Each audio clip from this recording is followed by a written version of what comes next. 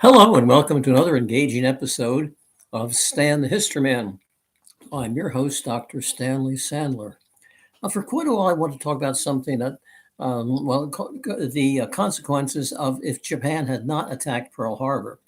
Now, we hear an awful lot about Pearl Harbor, understandably, uh, getting us into World War II. But the Japanese attack on Pearl Harbor, the consequences were, of course, disastrous for Japan. And it just the many all I would say I rarely say all in history or never in history, but I would say all historians, Japanese, Americans, whatever, would agree that this was a disastrous blunder, the attack on Pearl Harbor. It was fully up there or down there with the bonehead decision of Hitler to invade the Soviet Union while he was still at war with Great Britain. Um, and as a matter of fact, his armies were being bogged down just on the outskirts of Moscow. Well, the reason why Japan attacked Pearl Harbor was the tension with the United States, of course, over the Japanese invasion of China, which began, well, in a sense, 1931, where they just moved into northern China, Manchuria, and took it over and declared it an independent country, Manchukuo. And when the United Nations said that this is bad, you ought not to do, you better get out, they just indignantly said, well, we're going to get out of the League of Nations, and they did. But Japan's primary, and then of course she went full scale into war in China in 1937, beginning with an attack on Shanghai, and then she became bogged down there for the rest of the war, which was again a bad decision to, China absorbs its invaders, it doesn't defeat them. Well, uh, the main thing that sparked bad relations with the United States, would be our decision to embargo oil. So Japan is one of the probably the least supplied with natural resources of all the major powers in the world. I mean, what do they have in Japan? There's no oil, there's no iron ore, there's no coal, but anyway, so oil is a big thing, and also we embargoed the shipment of scrap metal to Japan, and by mid 1941, the Japanese figured they're about 6 months short of oil, and mainly they're thinking about the Japanese Navy, which was run on oil at that time, of course. Now, it's interesting that Admiral Yamamoto, who planned the attack on Pearl Harbor, he was hated for that. As a matter of fact, we killed him during the war. He had an aerial assassination. He was doing some inspection flying, and we had this magnificent navigation feat in which we intercepted him, and he was killed, and I think probably almost everybody in his plane. But Yamamoto actually was against the attack. He had lived in America. He'd been a naval attaché, and he liked Americans, and he certainly said this country, tremendous production facilities. I mean, just look at Ford and their steel production, and we had, of course, all the oil that we wanted. He said, you don't want to take on the United States. But once the High Army Council and the Emperor said you will do this, then he did. So it's he was a very conflicted person because he didn't want to get involved. He realized, the famous saying, he said, I will run berserk for 6 months, and then things are going to start to happen. So here it is, Japan running out of oil, the United States embargoing the oil, and what do? Well, because they had, their whole war game was, goal was not to, of course, attack Pearl Harbor. But the reason why was, of course, Pearl Harbor was the main headquarters of the American fleet, and that's another story. President Roosevelt had said that to move the fleet further to deter the Japanese. The Pacific Fleet had been based in California, but he said move it closer to Japan by put it in Pearl Harbor. And a number of the high admiral, in fact, I think the CNO, the Chief of Naval Operations, was against that. But again, Roosevelt had the power, and he didn't want to lose his influence or career, so he went along with it. Now, this is what Japan needs is oil. Then other things that go to war, tin, rubber, food. And so I say, when I hear about Pearl Harbor, people talk, I say, now how much oil, tin, rubber, food did Pearl Harbor have? And the answer would be, yeah, not very much. And that matter, it is interesting. A blunder of the Japanese, they didn't attack the oil tank farms on Pearl Harbor.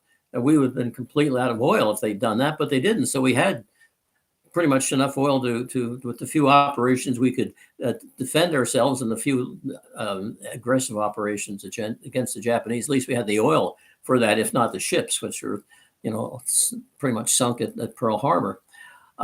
Now, let's presume that the Japanese say, okay, we're going to have to, we got to have oil, we have to have tin, we have to have rubber. Where do we get it? Well, let's look in the Pacific, first of all. Well, oil. Well, there you go, the Dutch East Indies.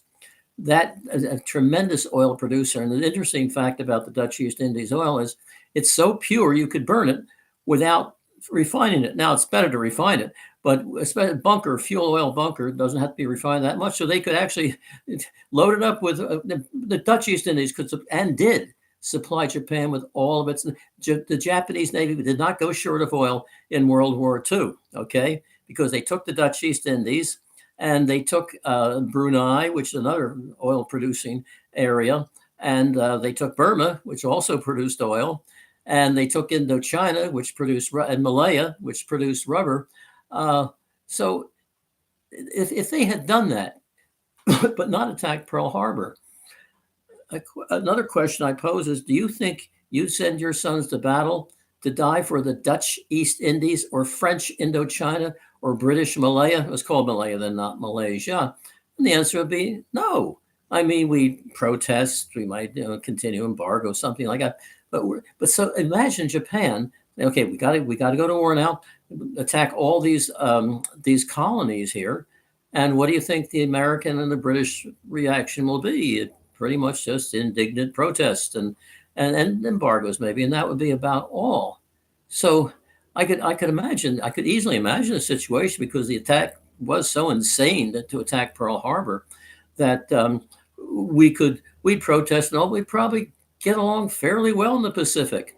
One possible complicating factor in this scenario of peace would be the Philippine Islands.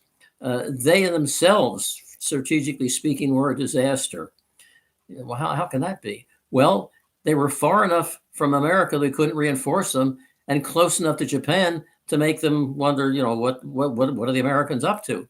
I could see an attack on the Philippines, but again, I wonder if we'd go to war to defend an American Commonwealth. It wasn't a colony, and that's among all the imperial powers, we had the best record there, in that we were all American imperialists, dominating the world. Well, we told the Philippines after a long and bloody revolt on their part, well, it wasn't that long, but it was bloody, that we'll give you a Commonwealth status like Puerto Rico today in 1935, and we did.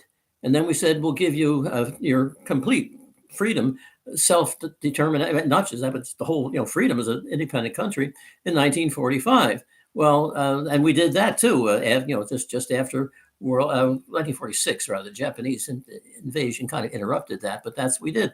So even so, I can't imagine us going to war for a Commonwealth. I mean, would Americans go to war for Puerto Rico today? I kind of doubt it, but not. And of course, it's a faraway Commonwealth. Puerto Rico is quite close to us, so I can imagine, the consequences would not have been disastrous if Japan had not bombed Pearl Harbor. Well, even the Philippines, Hawaii was not a complete state; it was a territory, though, so that was American enough to get Americans riled up. But just imagine the Japanese, and they were far better trained than we were, land, sea, and air, better equipment.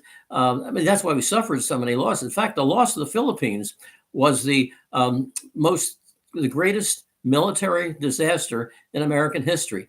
Every American soldier, sailor, airman, Marine who was in the Philippines was either killed or captured, except for a few who went into, not just a few, but a couple thousand went into the jungles. They were to be, well, I don't even know, it was a couple thousand, it originated by a couple hundred, into the jungles to fight the Japanese in guerrilla warfare. And MacArthur's staff, which were ordered out by Roosevelt. But aside from that, the average GI Joe in the Philippines, he was lost. Okay, and a third of those died at the hands of Japanese in prison camps. So, who really was pushing for the attack on Pearl Harbor? It was the Japanese Army High Command. So much of this super Bushido, Banzai sort of thing, the Navy had it, but the Japanese Army was really fanatical that way. Yamato Dumashi, we are the greatest country in the world. We should dominate the world, certainly dominate the Pacific. And as a matter of fact, several times they assassinated political leaders who were saying, well, we don't want to go to war. We got enough problems here, the Depression in Japan, that sort of thing. And even the prime minister was assassinated in, I believe it was 1935, these armies, and nothing happened. They went to trial and nothing happened, although a few of them committed seppuku. They killed themselves. That's the kind of people they were. And the Japanese Navy was naval officers weren't. In fact, I can't think of any naval officer who committed seppuku, maybe after the war, but I can't think of it. Some of them went down with their ships, of course.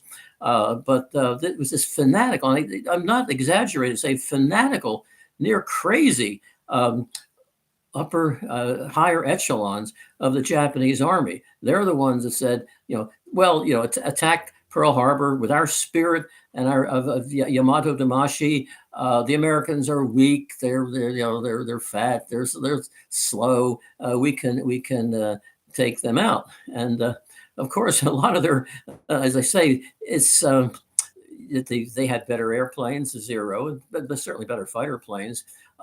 Their carrier operations were miles ahead of ours, and here's the thing about America: we never underestimate our enemy. Maybe just before Pearl Harbor, but after that, and after the Battle of Midway, the Battle of Coral Sea, we said these guys are really good.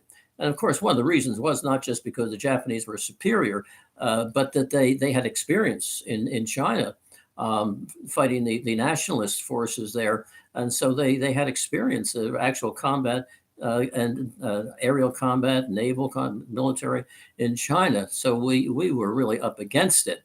In the end, of course, we were going to win, as Admiral Yamamoto said, but it's going to take a long time. They say the greatest defeat in American military history. But if the Japanese had not attacked Pearl Harbor, I would say peace would have reigned in the Pacific for quite a while. We may have come to some kind of a conflict or punch up over the Philippines. We may have had a deal. Maybe we demilitarize the Philippines and the Japanese won't attack. I mean, that's a possibility too, because I said every American in the Philippines was killed, captured, or went into the jungle. We tried to reinforce the Philippines, and a few submarines got through, and that was about it. So at any rate, usually we say the consequences would have been disastrous. Well, the consequence of the Japanese not attacking Pearl Harbor would not have been disastrous. Maybe I'm painting too rosy a scenario. I'd like your opinions on that. Well, thank you for listening. It's another episode of Stan the Historyman, and I look forward to talking to you again. Bye-bye.